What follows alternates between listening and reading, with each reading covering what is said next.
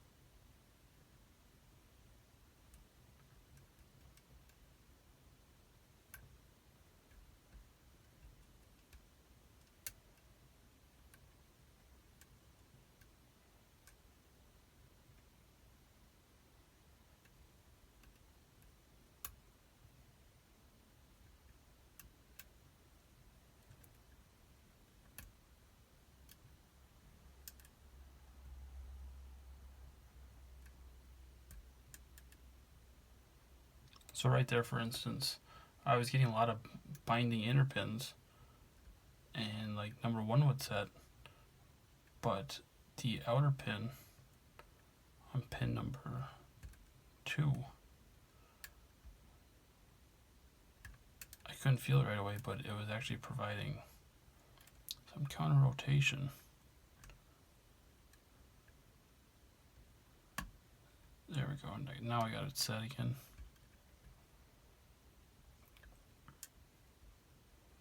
Outer pin of 4 was giving me a little bit of trouble.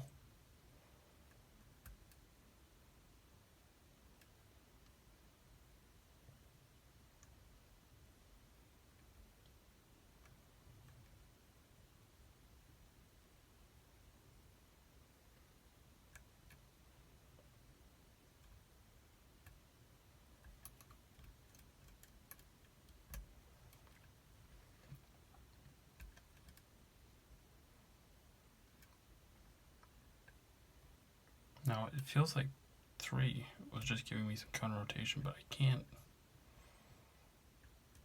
seem to find where. Oh, there it is. There we go.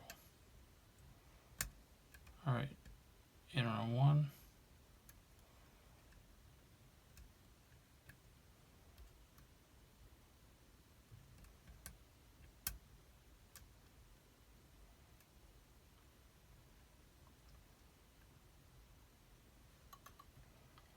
Well, it's pin 5 in the way back. Usually it's pretty difficult for me because it's a really the pin you have to push up really high,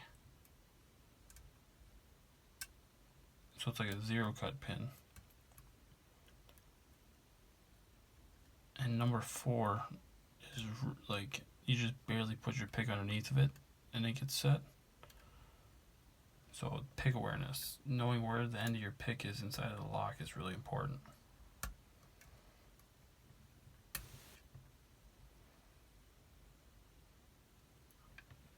Now sometimes what I do,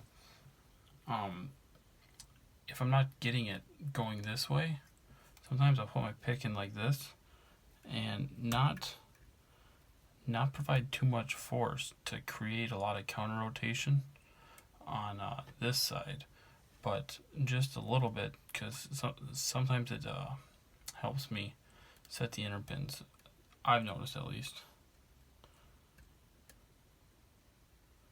But you don't want to use too much force, otherwise you're going to feel it on your Z-bar, and it'll feel like counter rotation when it's not. So it feels like I got one set that way.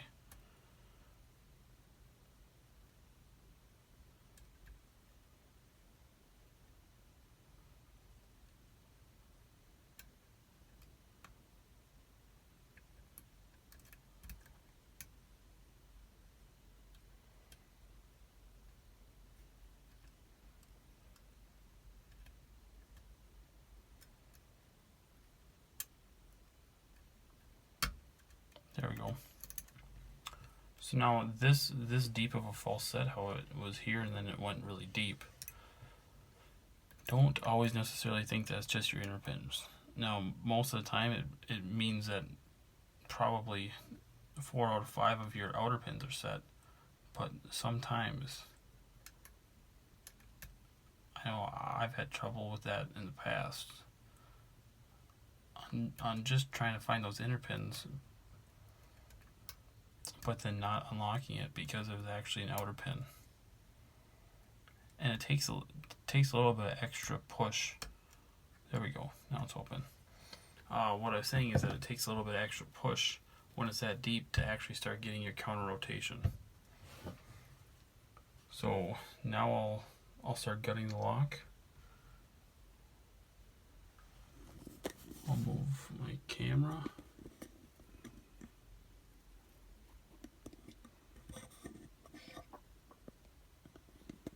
I don't have the best tripod in the world,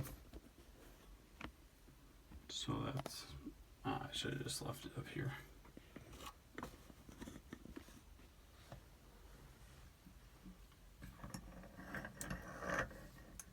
Alright, I'm gonna lock it back up.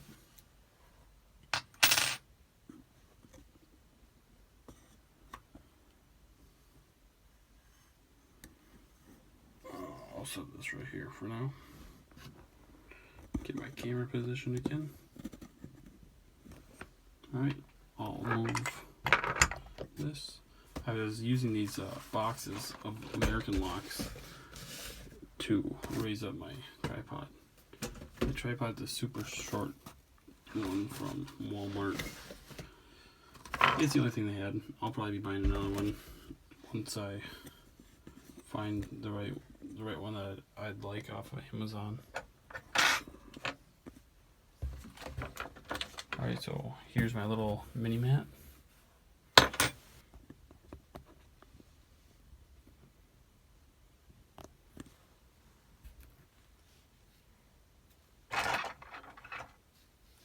So first what I'll do is I'll take these out.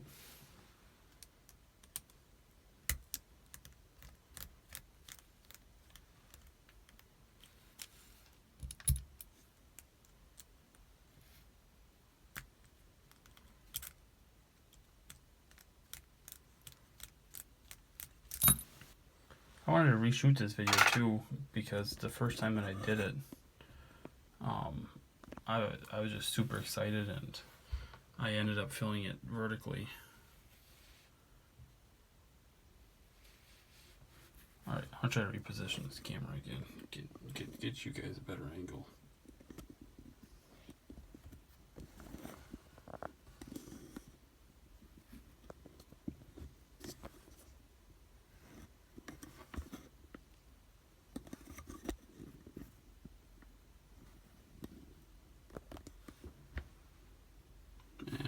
you guys are going to have to deal with that for now. But, so here's the Mul-T-Lock Junior. The key does work. So I'm going to rotate it here. Make sure my plug follower is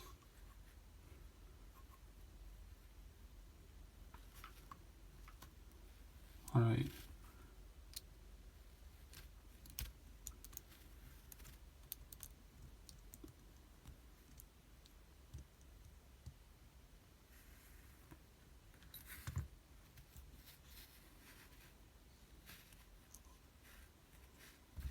So there's a lock. Here's the pins.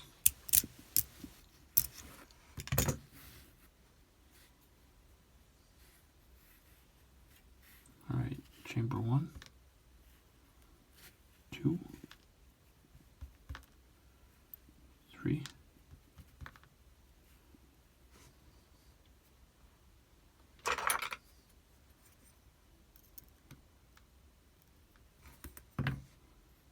4, 5.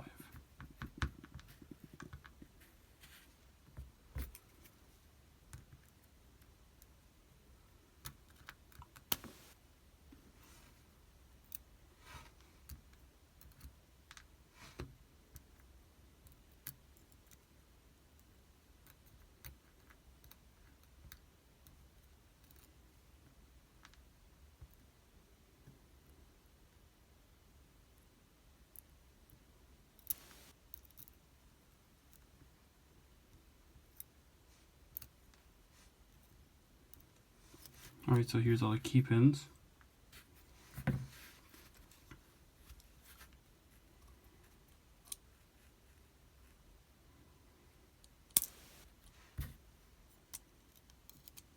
Here's pin 1. I like to take the springs out at the same time because it's kind of a pain in the ass. Oh. Here's 2.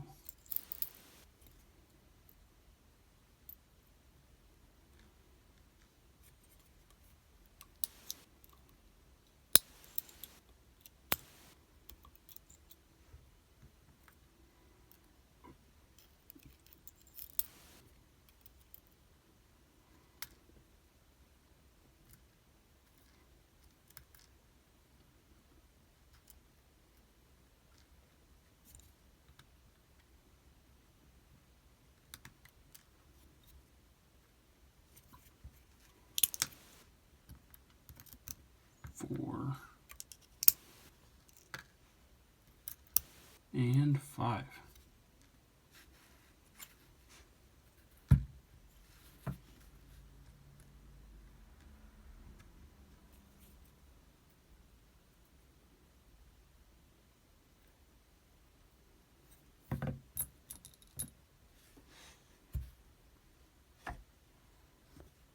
Alright, so here's the close-up of all the pins. You can see number 4 and 1 are like a mushroom, and for the key pins, and then 1 for the driver pin is standard.